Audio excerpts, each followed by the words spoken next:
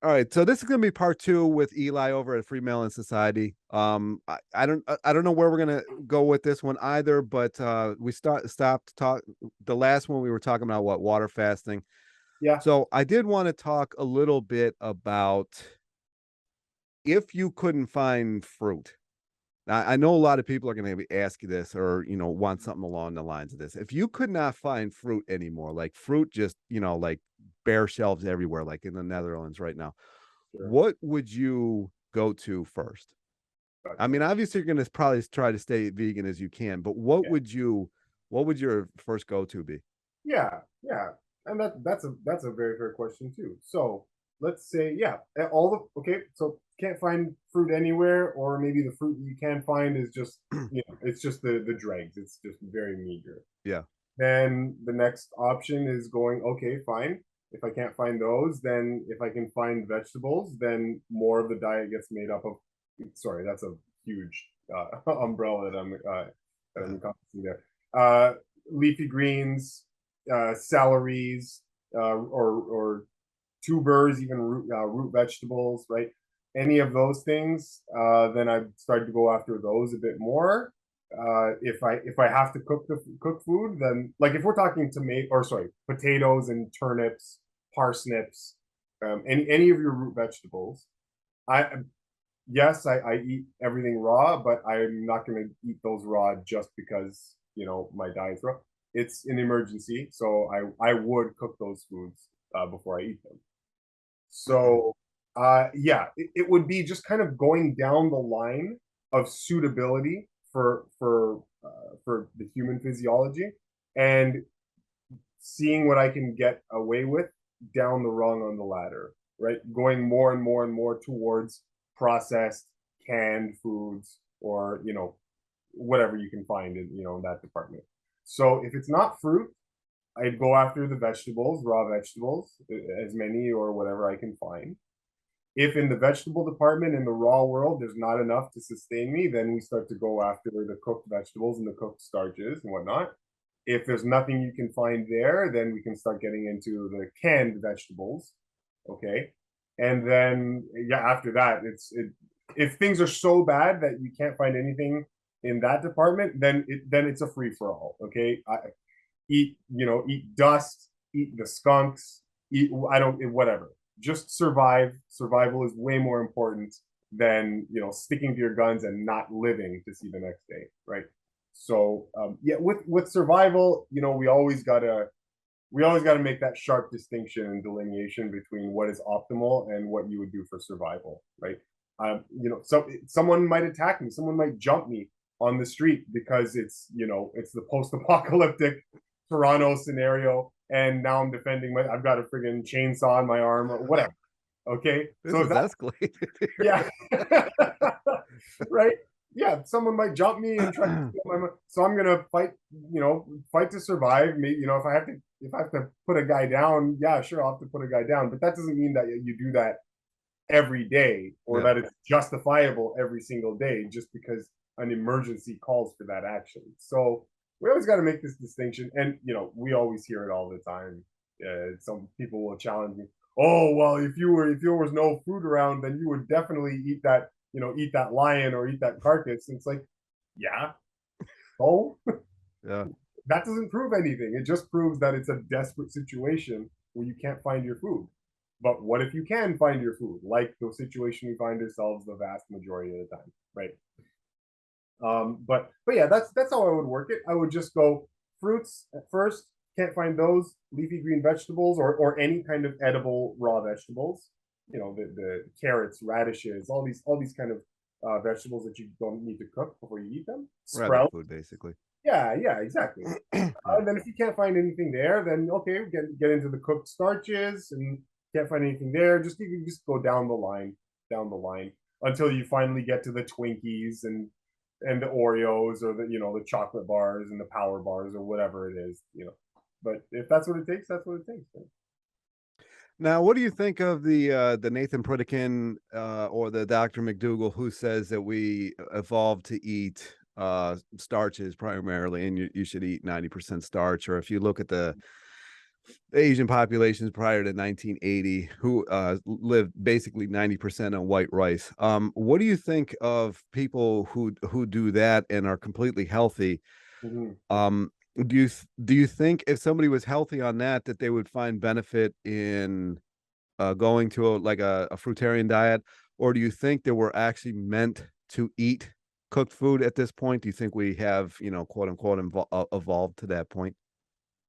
Okay, so That's a lot of questions. I know yeah, that no, was no. that was that was a loaded question, like a loaded baked potato, right? Yeah, okay. Excuse me as I scramble to put that in a context I that I can can I can rephrase the question if you need. okay. Okay. All right. So in what do I think of the Nathan Pritikin approach where it's like we are starch eaters? Okay, let me start. Yeah, All right. Yeah, no, we are not starch eaters.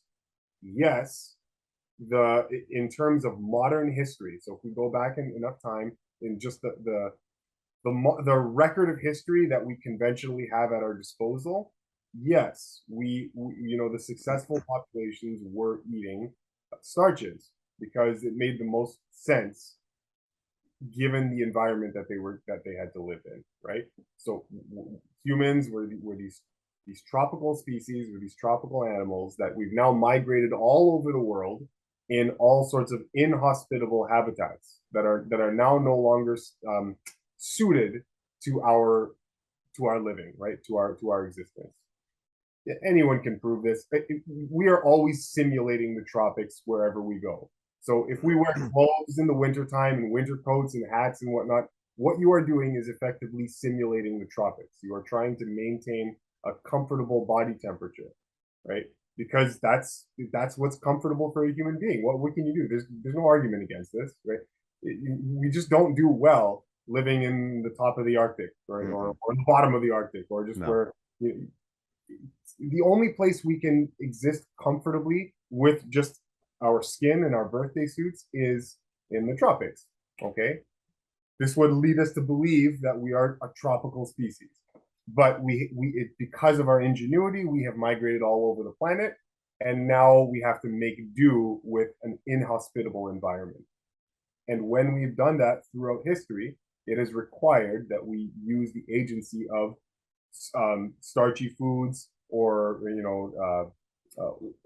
things that survive on the shelf or in canisters or fermented or whatever. We do all these things so that we can survive in this climate, in this environment where there's not abundant fruit and vegetables growing everywhere, right? Especially all season long. So yes, they're not lying. They're not misleading you in that sense. Humans have been doing that for thousands of years because they've had to. Okay, but because we've gone through a long period of emergency subsistence, doesn't address what we're optimally designed to do. And what we're optimally designed to do, you can corroborate just with your own senses, right? If you just take those tubers and those starches and you just pop them in your mouth and try to eat them, they are not very attractive. They're not very palatable. They're not very pleasing. They do not excite your senses in any way like natural food for your system does, like the mango or the berries from the bush, or the apple, the fresh apple growing from the tree, or fresh orange. I recently had fresh oranges straight picked from the tree. Oh wow. It incredible, incredible. No starch, no tuber will taste like that or excite your senses Mm-mm. like that. Fresh orange from the tree. It's a different experience, right? So so at odds with this theory that we are starch eaters is nothing more obvious than our very God-given senses, right? And so again, they're not they're not deliberately misleading you. I don't think they're deliberately misleading you, and they are correctly telling you that humans have done this for thousands of years. Where they make the mistake in is saying that because we have done this for those thousands of years, it must be what is best for Mm. human nutrition, and that would be the error, right? Because we have always been in this emergency means of survival, given our limited amount of technology. throughout the dark ages and prior to, Yeah. and because we're all over the place on the world where we don't have access to our natural food. So if we don't have access to our natural food anymore, especially when the winter time comes along and the fall, well, what are you going to do? You're not going to just die. You have to think of something. So we start cooking and storing starch-based foods, and things that last long on the shelves, like bread products and grains and flours. Right? Flour is wonderful. It lasts forever. So of course you're going to use it to survive. Survival is important, right? Mm-hmm.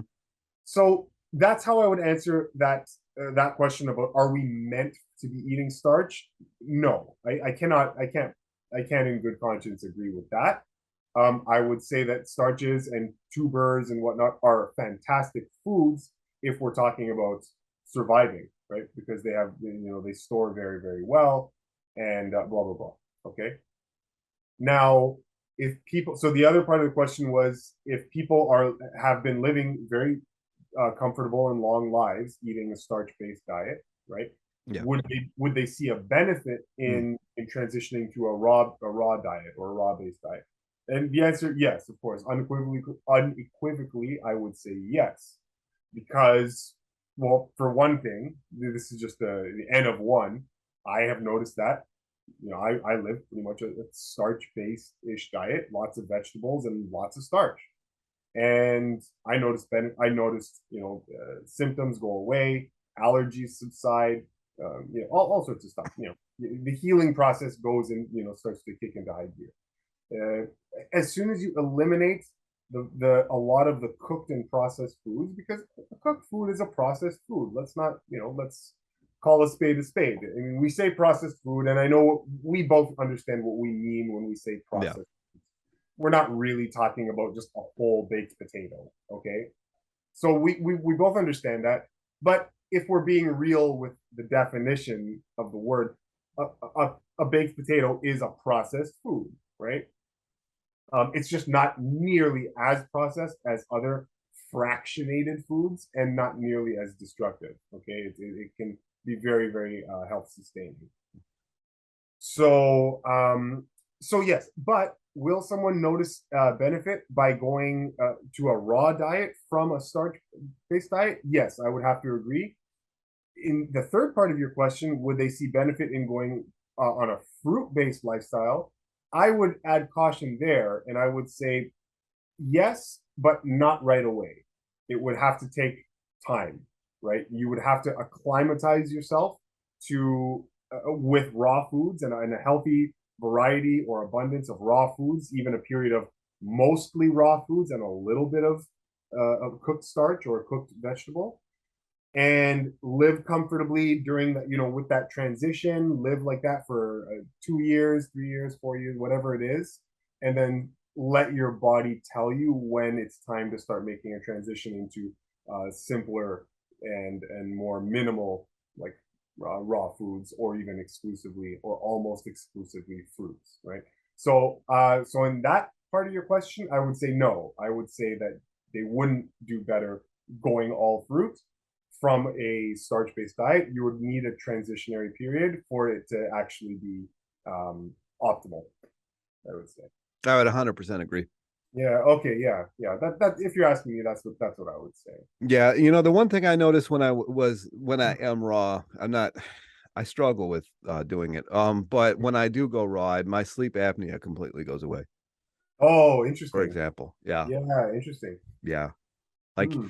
I know I've read McDougall, who's Starch Solution, who said that he's seen people lose their sleep apnea on starches, and I don't. But if I go fully raw for like a month, it goes away. Hmm.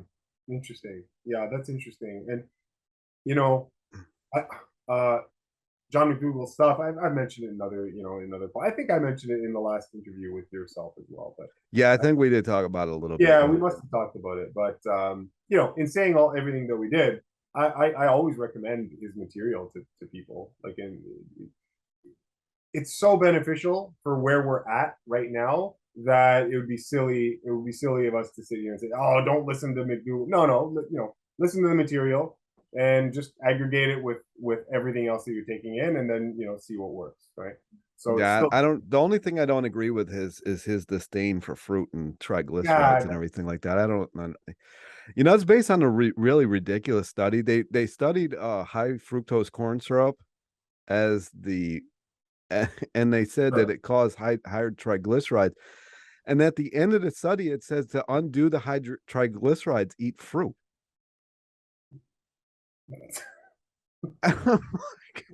This is, I mean, this is like a circle, like it's a circle. It's just the most pointless studies that these people cite. And I'm like, did you read the whole thing? You know, it's like, so it's just, anyway. it's funny. Yeah, I know. I know. I don't get it either. There's a couple people in the health community, in the plant-based, vegan community, that are very, very, very anti-fruit. And it's just, Yeah. I don't know where that comes from. Like, I mean, The only thing that I can think is people think that like a green banana is fine to eat, or like, or a lot of this stuff is picked so before it's ripe and yeah, it's so acidic and so bad for you. Like at that point, starch in my mind is better for you than an unripe fruit, especially if you get like a green banana. Like, don't eat it, yeah, let it ripen. yeah, yeah, yeah. Man, if you put a gun to my head and said it's green bananas for a week, or like baked sweet potato, I'm going baked sweet potato. Like, Yeah, yeah. So I think that's where a lot of the problems come into hand yeah, with a lot of this stuff. yeah, yeah. I All right, know. I'm gonna get off diet altogether. You're a fruitarian. And what about the dating world? Like, would you date Ah, somebody who ate the keto diet, like the real keto, like ooh. straight up? I mean, but I mean, not that extreme, but I mean, do you look for just fruitarians, or are you kind of like just, I mean, are you Okay. open to whatever? Yeah, yeah, yeah, yeah, yeah. Let's put it this way.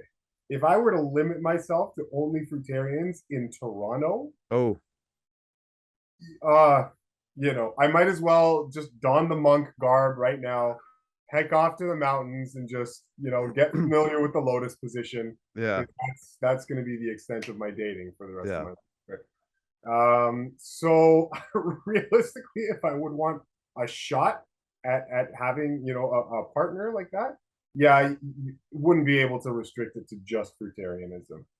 I would be no, I would be happy with any kind of plant-based diet, right? Uh, it's always interesting because you obviously want to connect with someone and have a lot of similarities of interest, and you want to share common values. That stuff is all important. And so intellectually we say, okay, what would I like in a partner? I would like to see this and this and this and this, right? And at some level, yes, that's true, and you look for that in other people. But you can't discount that possibility where you meet someone and there is a resonance on some level that transcends all of that, right? There are people out there that are just happen to be perfect matches for you, and this is the case. And so let's just hypothetically say it were that situation, then my answer becomes it's hard to tell. I don't know how I'd react, because without that experience of just that perfect connection where you that person is just amplifying amplifying all of your common energetic frequencies that you're broadcasting, and that feels good. So let's say it's that, then yeah, maybe you would be willing to not look the other way, but you would be willing to um, use that relationship as an opportunity to see if you can unfold the best in that person and subsequently unfold the best in yourself, right? Yeah. So maybe the whole dynamic changes when there's that really strong connection. Yeah. Now, let's just say you don't find that, okay, but you find something really close. You find someone that harmonizes with you on many levels, but in the diet world, they're not really doing what I do. It's mostly plants. It's maybe a little bit of meat here or there. How would I respond to that? It would be uh, it would be tougher. It would be tougher. Um, I can definitely say that any version of a plant-based diet, I would be okay with. Hmm. Okay, and I would just hope to use my my influence to see if I can unfold or influence that person in the best way possible without being like forceful or whatever. I'm not that kind of person. Yeah. I'm not gonna like force my diet on you or anything. But it very often turns out to be the case that when you're close with someone, yeah, that you're the truth that you exude, it starts to become attractive, and people want to take that and learn from it and grow. And I've noticed that, and it's a good thing. And I think that's something that will just kind of naturally evolve over time. So initially, yes, I have certain limitations on what I would consider a suitable partner. If we're talking about the starch carnivore or whatnot, that's a tough sell. Yeah. That's a really tough sell. And so what I'd be willing to see is at least some core values in morality. And if your morality is right and the diet kind of starts to reflect that, and health is a priority, then those things are important. Like you can work with that, right? If you have certain values that are priorities in life, that is something you can gel with. Yeah. But if the priorities are just really, really off, it's probably not going to work. Probably not going to work. I don't know. What do you think? What do you feel like? My thoughts on it. I'm coming out of a 16-year relationship here. It's ending on Labor Day. It's not really a I don't really care. Like we've been like just separated like really for a few years now. Yeah. So I'm gonna have to face this actually, because the last time I was dating, I ate anything under the sun really, and so I really don't know. Like I always wanted somebody who lifted, but I never found that. Like because I was a heavy lifter back in the day, but I never found that. So I don't, man. I'm not happy that you asked me this question. No, I don't know. I don't know. Because I had a chance to ask somebody out the other week, right? Yeah. And I psyched myself out because I'm like, where the hell would I take you? Like, Yeah. I don't know. Like, what do you do? Like, so I didn't say anything. I'm just like, whatever. That's not happening. So like, Yeah. Yeah. I don't know that this could be a very challenging position that I'm in right now. I don't know.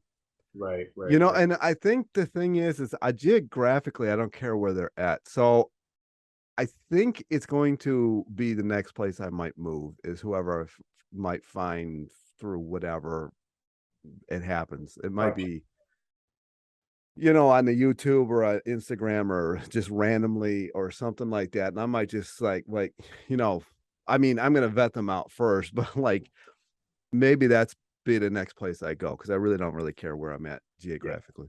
Yeah. And I that might be it. I don't know. That is it's a tough one, right? It's a tough one. It really is because it's not something I never cared about prior to this. Right. And the one that we're splitting, she is completely vegan, like completely vegan. So I didn't even have to think about it really. She's actually kind of the reason I got into it because of the keto, and I was having a situation like with my health. And so I'm not going to ever go back. Yeah. So I mean, obviously I don't want Miss Bacon USA, but like, I don't know. I don't know where that's going to lead. Yeah. I really don't. Yeah. It's always a fun question because you're dealing with a connection that really is is beyond a lot of the simple like earthly contraptions. Yeah. And, things that we associate with life. And so that connection is just who knows. So it depends on the strength of that connection that will determine where everything else falls into play. And we can always go for preferences, but sometimes the person that you end up either falling in love with or whatnot, they don't satisfy those preferences, but they might not. Yeah, else is more important, right? So it's hard to tell. It is hard to tell, and I think most relationships start off sexually, anyways. Yeah, yeah, Like sex is like a big thing in the beginning, and then like reality hits. And so, you gotta judge, like, is it worth it? Is reality worth it? You know what I mean? So yeah. like, Yes. I mean, it is what it is. I mean, that's generally how things like start. And so, but where are they going to go after that is the key to the whole thing, I think. Right, right, right, right. Yeah. That's Yeah. I that's a lot. mean, really, I mean, like that's legit. Like where I think anyway. Well, at least maybe I'm in my 40s now. Maybe that's not where it starts. I don't know. I'm used to. I haven't had to start this thing up since I was in my 20s. So You I animal. yeah, You animal. yeah. But I don't know. I don't know. And especially with how crazy dating is these days. Yeah. Yeah. And one of the other challenges is again, like, well, for me, so if you're asking me, like, what are you doing on something like a date, right? Because the restaurant thing is kind of out of the picture. It's not out of the picture. It's just that sometimes I don't want to make the person feel uncomfortable if their date is that weirdo that's bringing Tupperwares full of fruit to the restaurant, right? For Yeah. some people, that can be off-putting. It can be weird. It can be unattractive, whatever it is. So to avoid that, it's actually a good thing, but it also can be a bad thing because people want to do the just hang out coffee date or just go to a restaurant or whatever. But so for me, it turns into more something like, well, let's think of something fun. Let's go do some archery, just take a walk in the park or like romp in the woods or something. Uh, Romp as in like just walk around in the woods, right? I'm sure. I get it. Yeah. That kind of thing. So like Yeah. a creative type of day. And yes, and that usually works out really well. Those turn out to be more memorable than just whatever it is, dinner and a movie or something. It doesn't revolve around food. Yeah. We have Cedar Point here. I'm sure you've heard of Cedar Point. Yeah. A huge amusement park. Actually, years ago, before I met my ex-wife and everything, I took that my first date was I took somebody to Cedar Point. Nice. Yeah, that's And fun. so like I don't know. I mean, obviously they're closing up for the season coming up, but like I mean that something like that might be an option. This Yeah. is turning into like a dating channel here, but like you know, but yeah, it is like I think everybody I've got you get questions in your DMs and stuff about this, like how do you date? And I'm like I have no idea. We're gonna figure this out. I have no idea. Yeah. Well, okay. This is a fun one. I mean, we're on the subject, might as well. Something that I did once was, on a date was just draw each other. So Oh, that's cool. I'm not an artist. Other person's not an artist, but it just kind of comes up. It's like, hey, you know what? What do you think about just okay? We can have something to eat, like whatever that can pull out some snacks or whatever it is. But let's try drawing each other. Just see what happens.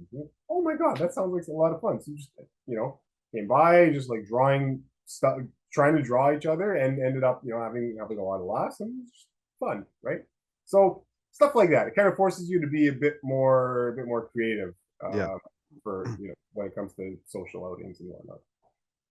Perfect. All Okay. right. So I think that's going to end it here with Eli. This has been actually a lot of fun. I'm glad the dating thing came up because I know I get a lot of questions about the whole dating thing. Yeah. And there you have it. That's where we're at with the whole thing. So thanks for coming on. No, thank you so much, man. This has been a lot of fun. Yeah, honestly, this has been a lot Yeah, of fun. a lot of And fun. yeah, I think just organic conversations are like this are great for people to get a sense of the personalities and even to answer questions that might be lingering that you never know. You probably answered someone's question, many people's questions I out. hope so. Yeah, that's the yeah. Yeah. No, this is great. Thank you so much, man. Thank you.